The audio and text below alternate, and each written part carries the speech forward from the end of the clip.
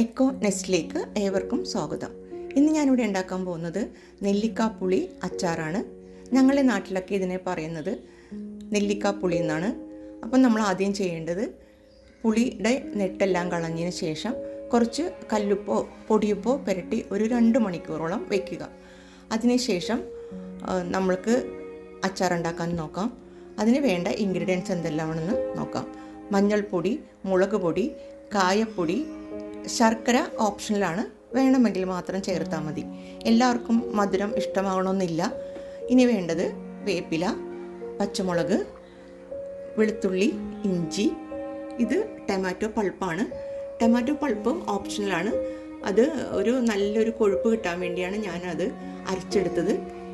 ഇനി വേണ്ടത് ഉലുവ, കടുക്, എണ്ണ, വിനിഗർ. ഇനി നമുക്ക് ഇതെങ്ങനെയാണ് ഉണ്ടാക്കുന്നതെന്ന് നോക്കാം. ആദ്യമേ ചട്ടി അടുപ്പിൽ വെച്ച് ചൂടായിട്ടുണ്ട്. ഇതിലേക്ക് ഞാൻ നല്ലെണ്ണ ഒഴിക്കുകയാണ്. നല്ലെണ്ണ നന്നായിട്ട് ചൂടായി കഴിയുമ്പോൾ ആദ്യമേ കറിവേപ്പില ഇടുക.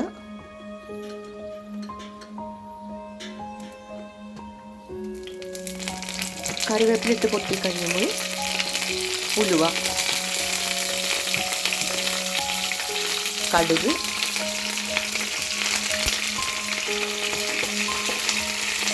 കടുക് നന്നായിട്ട് പൊട്ടിയതിന് ശേഷം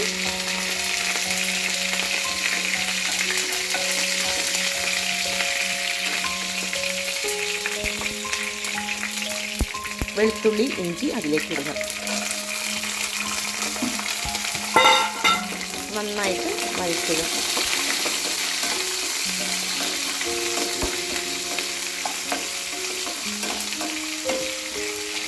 ഇതിലേക്ക് പച്ചമുളക്, നമ്മൾ അരച്ചു വച്ചിരിക്കുന്ന തക്കാളി എന്നിവയിട്ട് നന്നായിട്ട് വഴറ്റുക. ഒരു നിറവ്യത്യാസം, ഒരു ചുമപ്പ് നിറം വരുമ്പോൾ മുളക് പൊടിയും മറ്റ് മസാലകളും നമുക്ക് ഇതിനകത്ത് ചേർക്കാം.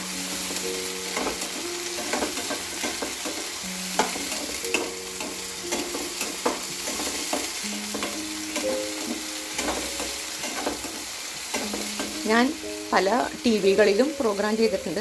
പക്ഷേ അവിടെയൊക്കെ നമുക്ക് ക്യാമറമാനൊക്കെ ഉണ്ടാവും. ഇവിടെ ഞാൻ ആദ്യമായിട്ടാണ് കേട്ടോ ഈ കുക്കിങ്ങിൻ്റെ ചെയ്യുന്നത്. യൂട്യൂബിന് വേണ്ടി ആദ്യമായിട്ടാണ് ചെയ്യുന്നത്. നിങ്ങൾക്ക് ഇഷ്ടപ്പെട്ടെങ്കിൽ ഇതിന് ലൈക്കും കമൻറ്റൊക്കെ തരണേ. അപ്പോൾ ഇതെല്ലാം ഇട്ടതിന് ശേഷം നന്നായിട്ട് ഇപ്പോൾ വഴറ്റിയിട്ടുണ്ട് കേട്ടോ. ഇനി ഇതിലേക്ക് നമുക്ക് മുളക് പൊടി, മഞ്ഞൾപ്പൊടി എല്ലാം ഇടാം.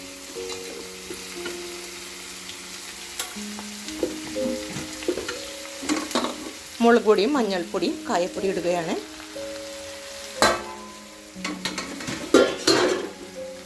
ഇനി ഇതൊന്ന് ചെറുതായിട്ട് ഒന്ന് വഴറ്റിയെടുക്കുക. അധികം മൂക്കാൻ സമ്മതിക്കരുത്.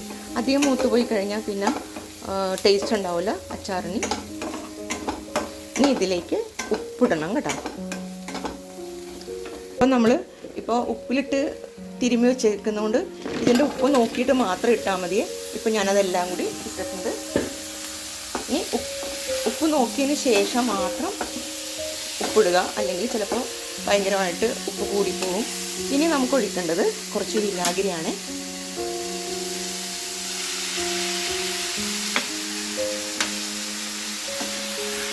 വിനാഗിരിയിട്ട് നന്നായിട്ട് ഇളക്കുക.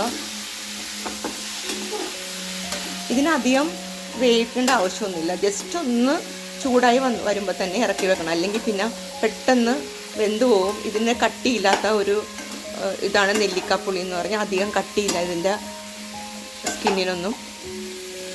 അപ്പോൾ ഇതിന് ശേഷം ഞാൻ ശർക്കര ഇടാൻ പോകുന്നത്. ശർക്കര ഞാൻ പറഞ്ഞിട്ടുണ്ട് ഓപ്ഷനിലാണെന്ന്.